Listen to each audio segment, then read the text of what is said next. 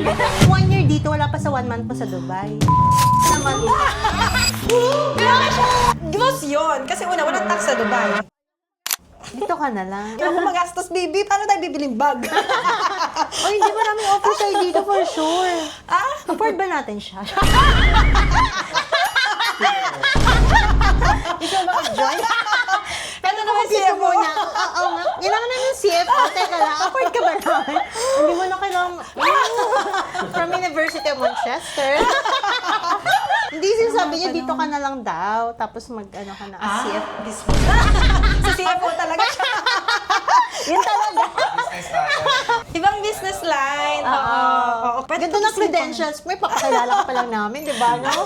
Parang lahat talaga, Gets ko. di ba galing yung magsalita? Sobrang daming mong wisdom. Hindi yung sa'yo iba talaga. Piling ko experience. Wow! Ang dami nagdaanan ni girl. Hindi, ever since ganyan ka na eh. Gaban? Oo, Talaga? tapos ang ayos mo magsulat, ang ganda mong sulat.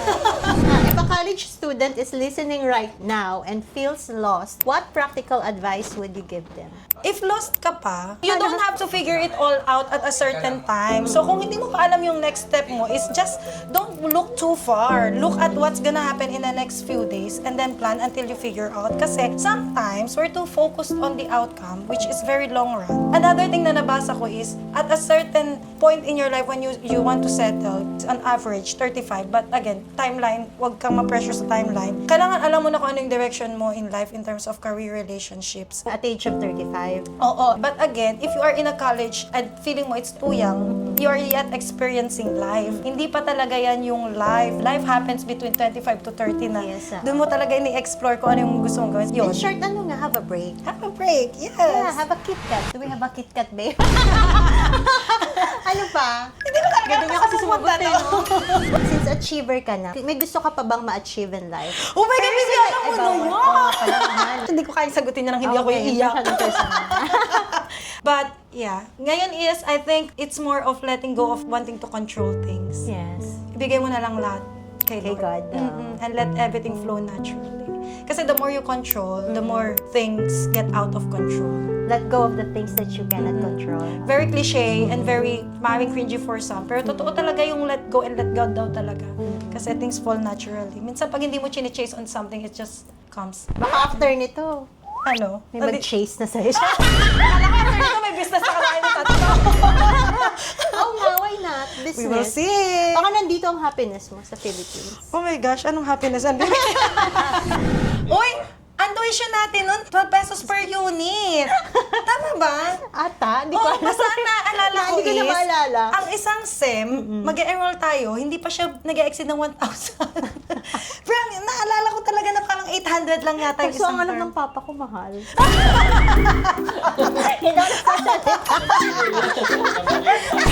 Tapos, ang mahal is yung books. Bumibili tayo ng books sa Recto. Hindi tayo yung tipong national bookstore. Doon tayo sa mga copy na nasa Second hand. Recto, second hand. Tahan talaga yung recto, I guess eh. Even, oo, naalala ko pala, very Sa challenging UBEL? din yung ano Oo. pala, board exam. Nag-ano ka ba nun? Oo, yung CPR challenging din yun, naalala ko.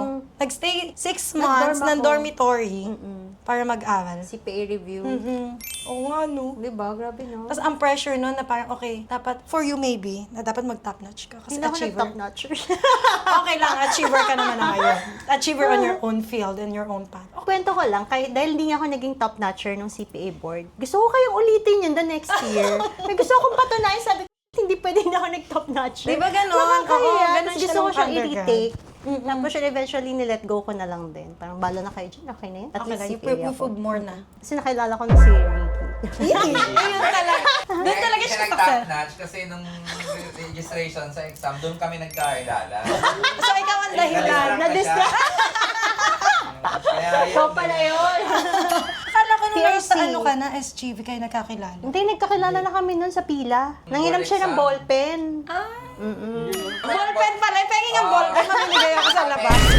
Nasa pila kami, ang hirap ako ng ballpen sa kanya. Alam mo, ang binigay sa akin, number niya, sa akin. Lagi lang sinasabi yun. Hindi makalimutan. Pero hindi totoo. Ballpen lang talaga. Gusto mo yung Goyard. Tapos makikita nung nagregalo kong jowa, na ex na pala. Ay, nagano niya? Okay lang. Hindi, let's talk talk about your bag. Goyard Artois Artois MM, medium. Gusto ko siya kasi sturdy and lagi ko siyang bit-bit pag nagta-travel kasi lagi akong madaming laman. Pakawak nga. Madami akong Oo nga, daming bigat. Grabe. Lagi akong madaming laman. May laptop to? iPad. Pero ang laptop is kasya din. So, pag nagta-travel ako, kasya yung laptop, may iPad, and sturdy, hindi nagugulo yung gamit sa loob. Tapos, pag inalagay mo siya sa ilalim, dahil may zipper siya, hindi din kumakalat yung gamit sa loob. Kasi ginagawa mo tong airport bag. Airport bag ko talaga siya. Mostly, Hindi ba siya hindi ko siya naggas-gas dito? ginagamit pag work. Ginagamit ko siya mostly. Nilalabas ko lang siya pag Travel. nagta-travel. Kasi nga, madaming laman. Kaya ano iba din tanong din kita noon na sabi ko, na parang gusto ko ng bag na pag magta-travel. Kaya parang kinonsider ko yung garden part. Sabi mo sa akin, mabigat na siya. Mabigat siya yung malaki. Kapag gagawin mo airport bag, mabigat. Eto hindi siya mag... Pwede yung Chanel na Deauville. Parang nakita ko na yung malaking open. Oo, open tote siya. Parang malaki nga siya for you eh, no? Ang dami nagsabi niya sa akin, even Malaki. yung sister-in-law ko, kasi ang liit-liit ko talaga. So, pag nakaganyan siya, parang kalahati na nung katawan ba yun? Pero mahilig ako sa malaking bag kasi ang dami ko laging lamang gamit. Ay, ano pala yung mga next mo pang bibili na bag? Dream Oo! bags. Di ba sinabi ko sa'yo, naghanap na talaga ako ng Lindy? Lindy, size 26. Pwede. Oo. May gusto ko pa rin ng garden party na nakaka-tempt nga eh. Meron dito. Tapos, Garden party na maliit. Maliit lang. Yung Oo, 30. kasi parang ang cute niya for mag-breakfast ka. Ay, Kung nung- oo nga, may boy ka. Pagka-graduate ko ng master's, dahil pinaghirapan ko siya, bibilin ko talaga siya ng for myself. Kaya binili ko na siya nung time na yun. Saan yun? Paris? Hindi, sa Dubai ko siya binili. Magkano doon? 28,500 dirhams times mo sa 16. 16? Mahal no, sa Ay, Dubai. mahal. 450. Di ba? Sa tanong na yun, magkano doon? Oh my God! Already! 1 year dito, wala pa sa 1 month mo sa Dubai. Tama ba? Oo, parang ganun. Gross yun! Kasi una, walang tax sa Dubai. Ah, wala kayong tax? Wala kaming tax sa Dubai. Wala kaming income tax. For now. Kano ba ang sweldo ng partner dito? Hindi ko alam eh. Parang idea ko lang. Mataas yun or maliit? Malalaman dyan yung sweldo ko. So kung at gross, That's in 1 year. hindi naman naabot sa ganun. So magiging ang equivalent niya is 2 months in 1 month. Naman. Pinawisan na naman ako. Tara, mag-Dubai na tayo. Pero parang cost of living. Pinawisan ka. Alam mo, bibidi-bidi na naman ako, ano pa yung ma-achieve ko? Magkaroon ng something na parang ako naman yung mag-manage on my own. Iba kasi pag you're holding your own time. Kasi ngayon, at the end of the day, I'm still working for someone. Pero kung iyo yung oras mo, nagmamanage ka ng business mo on your own, iba kasi yung ganung feeling, di ba? Mas may, I think, ayoko naman sabihin mas may fulfilling, pero I think very fulfilling siya because you become your own. Iba pa rin yung hindi ka tangled with a company because you manage your own. Di ba? You work for yourself, not for other people. That's what. Kasi gusto mo magkaroon ng own company. Oo, iba pa rin yung may sarili ka ng business or meron ka. Gusto mo, baby. Also, I have so much respect for those people na pinupursue nila yung passion nila and make something out of it. Bibihira kasi yun eh, di ba? You pursue your passion and then you make something out of your passion. I think it requires a lot of courage to do that. Kasi hindi naman lahat ng passion is nagpe-pay off ng malaki. Kaya Ikaw ba, ano bang passion?